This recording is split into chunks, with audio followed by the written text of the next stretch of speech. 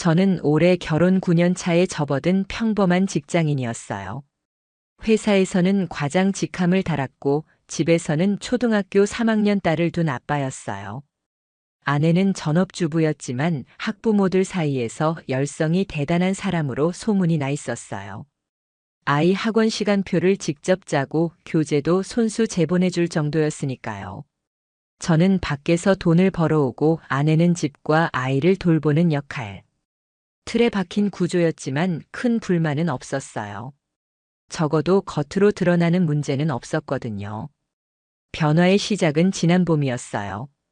딸이 다니는 영어 학원에서 셔틀버스를 새로 운행한다는 안내문을 보내왔어요. 학원 위치가 집에서 조금 멀어서 저는 솔직히 반겼어요.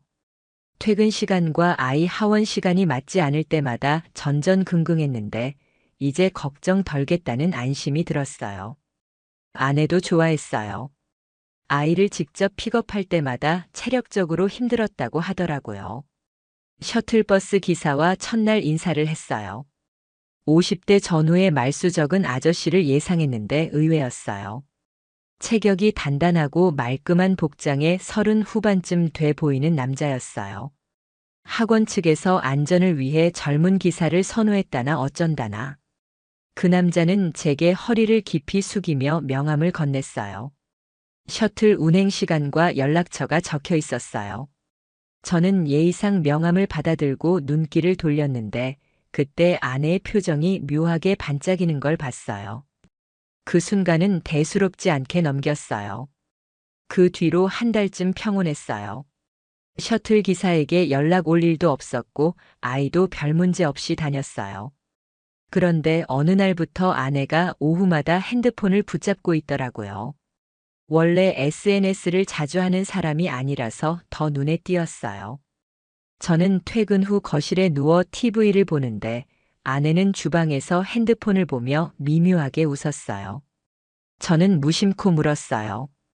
또 학원 엄마들 톡방이야? 아내는 고개를 저었어요. 아니야. 그냥 정보 좀 찾는 중이야 라며 서둘러 화면을 껐어요. 그때부터 뭔가 이상했어요. 며칠 뒤 주말이었어요. 저는 일찍 눈이 떠졌어요. 아내가 출근도 없는 날인데 부엌에서 통화하는 목소리가 들렸어요. 조용한 새벽이어서 더 선명했어요. 네, 기사님이라는 단어가 귀에 박혔어요. 새벽에 무슨 기사와 통화를 하나. 저는 숨 죽이고 방 안에서 들었어요. 직접 학원 앞에서 뵐게요라는 말이 들렸어요. 저는 심장이 철렁했어요. 주말에도 운영하지 않는 학원인데 뭘 본다는 건지 이해가 안 됐어요. 저는 의심을 떨칠 수 없었어요. 그래서 위치 공유 앱을 찾았어요. 예전에 가족 안전을 위해 깔아뒀던 앱이었어요. 아내 폰에서 삭제된 줄 알았는데 다행히 비활성 상태로 남아 있었어요. 저는 몰래 제 폰에서 기기를 다시 연결했어요. 그리고 위치 기록을 조회했어요. 어제 오후 아내가 들렀던 동선이 지도에 찍혀 있었어요. 학원 근처가 아니었어요. 집에서 버스로 30분 떨어진 한 아파트 단지 주차장. 시각은 셔틀 운행 시간과 겹쳐 있었어요. 저는 머리가 멍해졌어요. 그날 밤 저는 잠을 이룰 수 없었어요. 혹시 오해일까 스스로를 달랬어요. 아내가 셔틀 기사와 아이 동선을 협의하느라 만날 수도 있다고 생각했어요. 하지만 위치 데이터를 확인할수록 의심은 확신으로 변했어요. 일주일 내내 오후 3시 반부터 4시 사이 같은 주차장에서 신호가 멈춰 있었어요. 아이 하원 시간과 정확히 일치했어요. 저는 결심했어요. 직접 가보기로요. 다음 날 저는 회사에 연차를 냈어요. 아내에게는 거래처 미팅이 늦게 끝난다는 말로 둘러댔어요. 그리고 오후 3시쯤 문제의 아파트 단지에 도착했어요. 주차장 입구에서 기다렸어요. 30분쯤 지나자 흰색 셔틀 승합차가 들어왔어요. 뒷유리에는 학원 로고가 붙어 있었어요. 차가 구석 주차 공간에 멈췄어요. 잠시 후 조수석 문이 열렸어요. 아내가 내렸어요. 아이는 없었어요. 아내는 기사 쪽으로 고개를 숙여 무언가 짧게 얘기했어요. 그리고 차 문을 다시 닫았어요. 승합차는 곧바로 빠져나갔어요. 아내는 주변을 두리번거리더니 같은 단지 안으로 걸어 들어갔어요. 저는 심장이 터질 듯 뛰었어요. 무작정 차에서 내려 아내를 따라갈 뻔했어요. 그러나 참았어요. 확실한 증거 없이는 소용없다는 걸 알았어요. 대신 멀리서 사진을 찍었어요. 날짜와 시간이 찍히도록 GPS 태그를 켜고 연속으로 촬영했어요. 아내가 엘리베이터를 타고 올라가는 것까지 확인했어요. 목적층은 15층이었어요. 저는 주차장으로 돌아와 차 안에서 떨리는 손으로 사진과 위치 기록을 확인했어요. 그리고 학원 운영 시간표를 떠올렸어요. 셔틀은 지금쯤 학원으로 복귀해야 하는데 왜 기사는 주차장을 돌았을까? 저녁이 되어 아내가 돌아왔어요.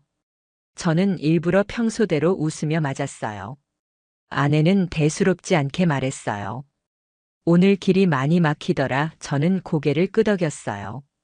그리고 마음속으로 다짐했어요. 오늘 본 것을 절대 잊지 않겠다고. 이제 시작이라는 걸요.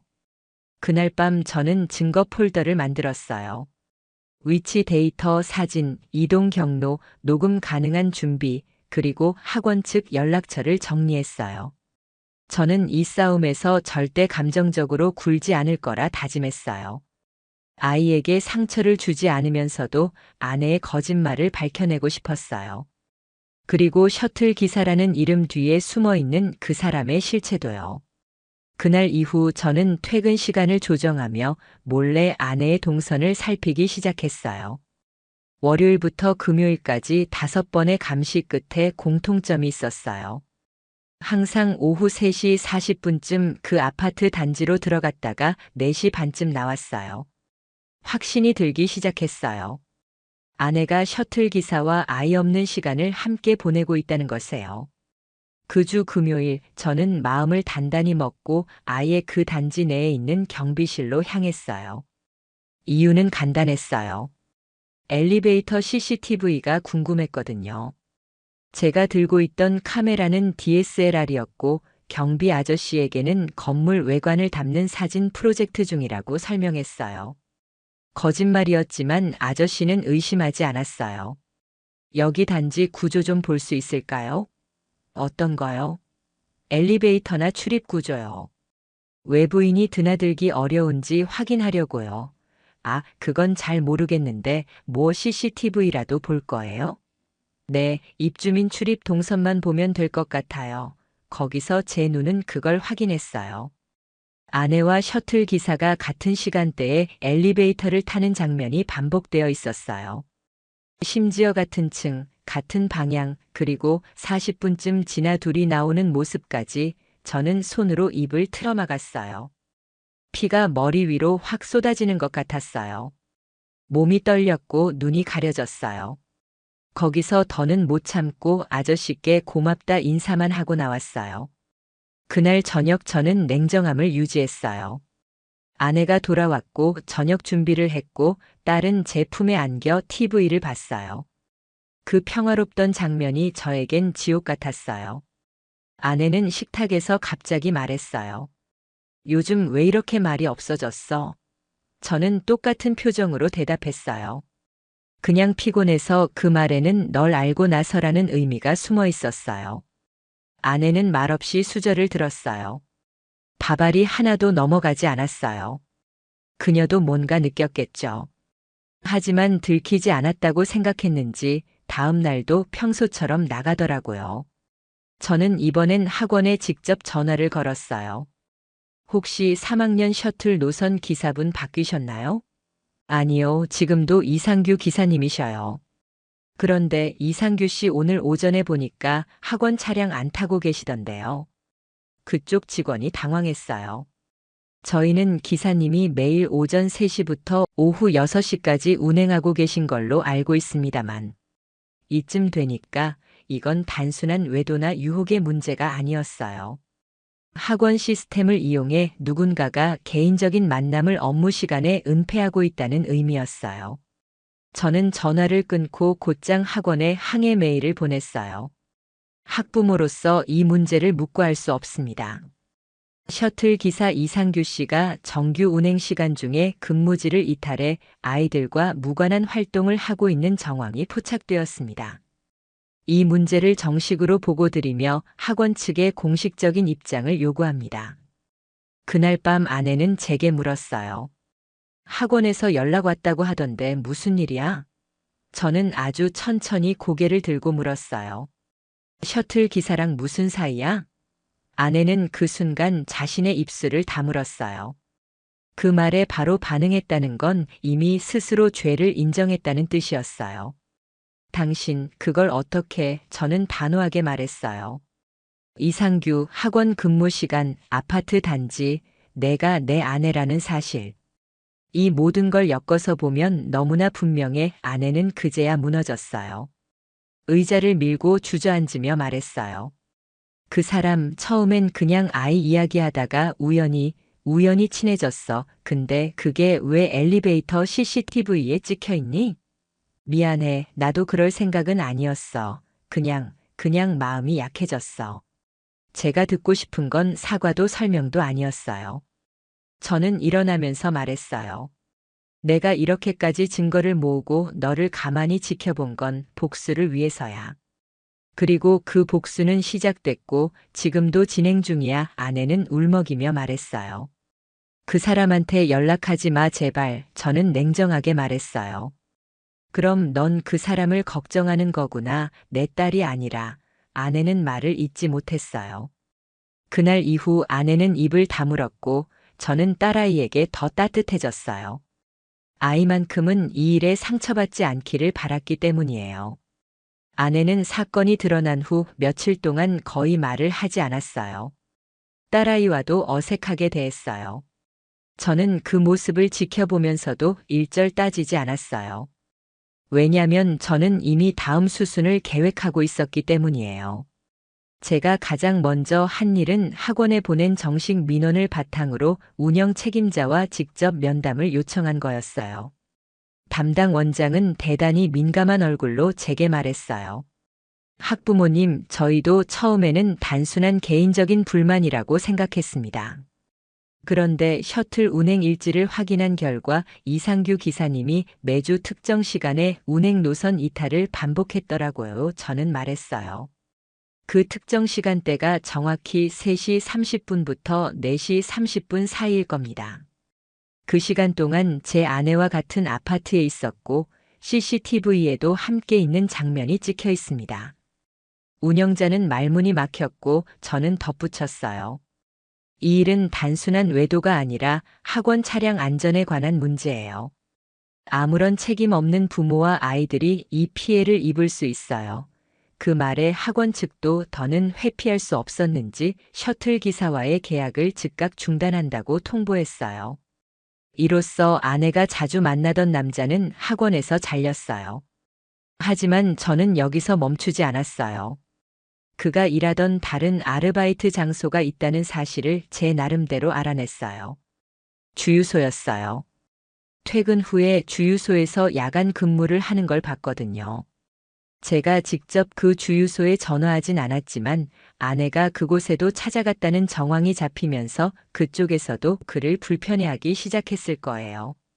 아내는 제가 그 사람의 주변까지 들쑤시고 있다는 걸 점점 눈치채기 시작했어요. 어느 날은 갑자기 손을 부여잡고 말했어요. 제발 그만해. 다 끝났잖아. 이제 그만 좀 해줘. 저는 차분하게 말했어요.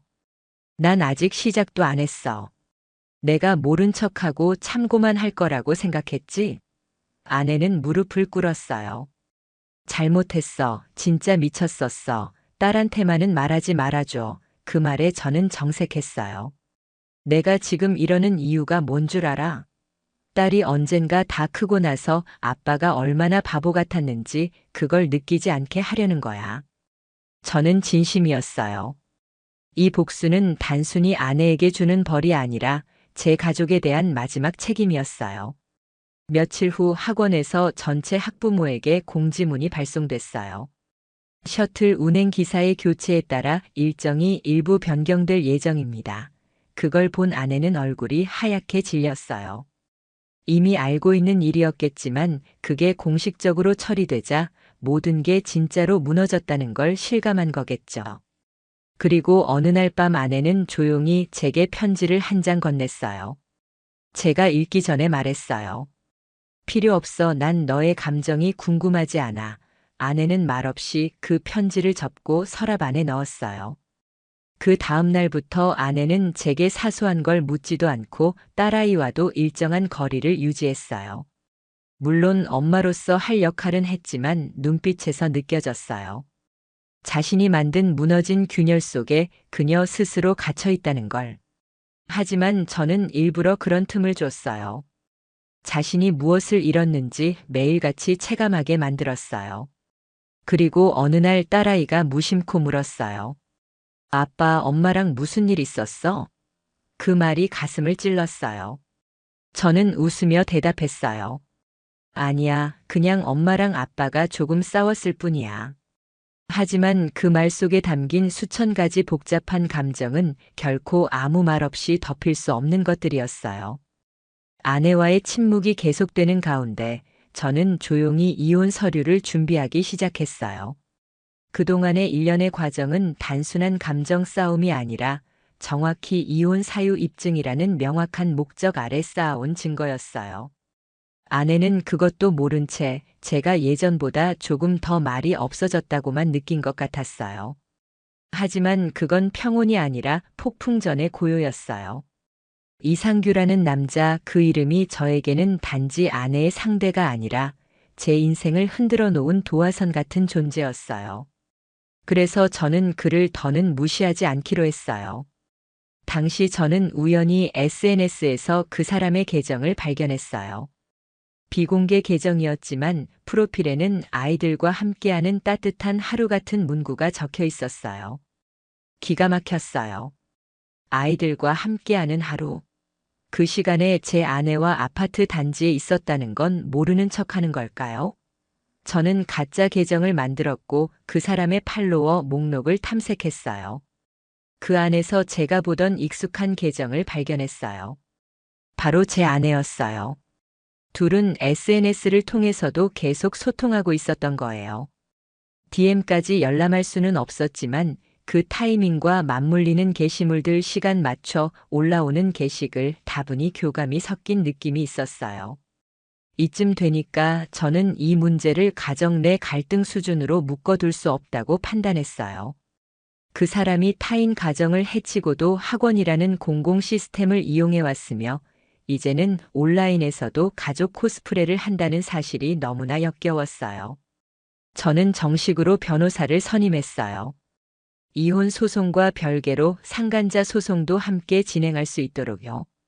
아내에게는 이 사실을 통보하지 않았어요. 그녀는 제가 단지 묵묵히 참고 있다고 믿고 있었겠지만 실은 저는 모든 문서를 법적으로 준비하고 있었어요. 그리고 때마침 학원 측에서도 내부 인사 정리를 하며 이상규 씨가 이전에도 유사한 민원을 받은 사실을 확인했어요. 아이들과 학부모 사이에서의 거리감 유지에 실패했던 사례가 있었던 거죠. 이 정보는 저에게 큰 힘이 되었어요. 정식 고소 절차를 진행하는 데 있어 상간자로서의 부적절한 행위가 사회적 기준을 넘었다는 정황 증거가 추가된 셈이었어요. 그러던 어느 날 아내가 제 노트북을 훔쳐보다가 문서 폴더에 있던 이혼 관련 자료를 발견한 것 같았어요. 밤늦게 그녀가 거실로 나와 무표정하게 말했어요. 이혼할 거야? 저는 고개만 끄덕였어요. 그녀는 말을 잇지 못했고 그날 이후 방에서 나오지 않았어요. 딸아이가 이상한 기운을 감지했는지 자꾸 저를 따라다니며 물었어요. 아빠, 엄마가 왜 저래? 저는 또 웃으며 말했어요. 엄마가 감기 기운이 있대. 곧 괜찮아지실 거야. 거짓말이었지만 딸아이의 표정을 무너지게 할 수는 없었어요. 며칠 후 아내는 제가 남긴 이혼 합의서를 보며 한마디 했어요. 나도 싸울 생각 없어. 당신한테 이길 자신도 없고 그 사람도 이제 내 연락 피하더라. 나 혼자였나 봐. 그 말에 저는 한참을 침묵했어요. 그러다 말했어요. 이 모든 걸 너 혼자 만든 거야. 내가 뭘 잘못했는지 한 번만 말해줘. 그거라도 알고 끝내고 싶어서 그래. 아내는 고개를 숙인 채 말했어요.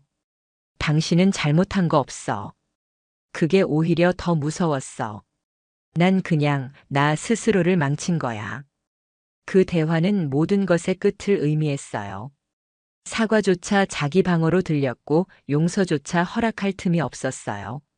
저는 그날 변호사에게 연락했어요. 이혼 서류 그대로 진행해 주세요. 상대는 동의했습니다. 상간자 소송도 일정대로 진행해 주세요. 정신적 피해 진술은 제가 직접 작성해서 보내겠습니다. 그렇게 저는 제 감정도 제 결혼도 법적으로 마무리할 준비를 마쳤어요. 이혼은 생각보다 조용히 진행되었어요. 아내는 별다른 저항도 없었고 재산 분할에서도 많은 걸 요구하지 않았어요. 그건 어쩌면 그녀 나름대로의 죄책감이었을지도 몰라요. 딸아이의 양육권은 제가 가졌고 아내는 주 1회 면접 교섭을 허락받았어요. 그마저도 아내는 정기적으로 오지 않았어요. 가끔 오는 날이면 딸을 마주하며 조금 미안한 눈빛을 보이곤 했지만 그녀와 딸 사이의 대화는 전처럼 다정하지 않았어요. 상간자에 대한 소송은 예상보다 수월했어요. 제가 확보한 증거는 확실했고 학원 측 내부 진술도 증거 자료로 제출됐어요. 이상규는 변호인을 선임했지만 결국 법원에서 책임 일부를 인정해야 했고 정신적 피해 보상금을 법적으로 지급하라는 판결이 내려졌어요. 그 사람은 이후 다른 지역으로 이사를 갔다는 소문이 돌았어요. SNS 계정도 닫혔고 학원 쪽에서도 연락을 끊었다고 들었어요. 저는 더 이상 그를 추적하지 않았어요. 이미 필요한 만큼의 대가는 받았다고 생각했거든요. 복수라는 건 말이죠. 막상 이루어내고 나면 묘한 허전함이 남아요. 그 허전함은 기쁨도 아니고 슬픔도 아니었어요. 그냥 빈자리에 한참 서 있었던 것 같은 느낌이었어요. 하루는 딸아이가 조용히 묻더라고요. 아빠는 왜 엄마랑 헤어진 거야? 그 순간 저는 숨이 턱 막혔어요. 하지만 저는 솔직하게 답했어요. 엄마와 아빠는 서로를 다르게 생각했어. 아빠는 가족을 지키려 했고 엄마는 다른 선택을 했던 것 같아. 딸은 아무 말 없이 고개를 끄덕였어요. 그 애가 얼마나 이해했는지는 모르겠어요. 하지만 저는 최소한 거짓말은 하지 않겠다고 다짐했거든요. 이후 저는 딸아이와 함께 작은 아파트로 이사했어요. 회사에서도 큰 변화를 주지 않았어요. 단지 모든 걸 정리하고 조용히 살아가기로 한 거죠. 시간이 좀 지나고 주변 사람들은 다 잊은 듯 말해요. 너 요즘 얼굴 좋아졌다. 애도 밝아졌더라. 그런 말 들을 때마다 마음이 조용히 내려앉는 기분이었어요. 전엔 아내가 없으면 무너질 줄 알았어요. 근데 아니었어요. 시간이 지나니까 이제는 웃을 수 있어요. 그녀는 제 삶에서 하나의 흔적이 되었을 뿐이에요. 복수는 끝났고 감정은 정리되었고 남은 건 제 삶을 다시 살아가는 일뿐이에요. 지금도 딸아이와 손잡고 학교 앞을 걷다 보면 그때 그 셔틀버스를 마주치는 것 같은 착각이 들 때도 있어요. 하지만 저는 멈추지 않고 걸어요. 뒤돌아보지 않아요. 이 이야기를 누군가에게 들려주고 싶었던 이유는 누구든 이런 상황을 겪을 수 있고 누구든 감정에 흔들릴 수 있지만 결국 중요한 건 어떤 선택을 하느냐에 달렸다는 걸 말하고 싶었기 때문이에요. 감정에 휘둘려 망가지는 대신 조용하고 정확한 복수로 제 삶을 지켜낼 수 있다는 걸 저는 스스로 증명했어요. 그리고 지금도 그 선택에 단 1초도 후회하지 않아요.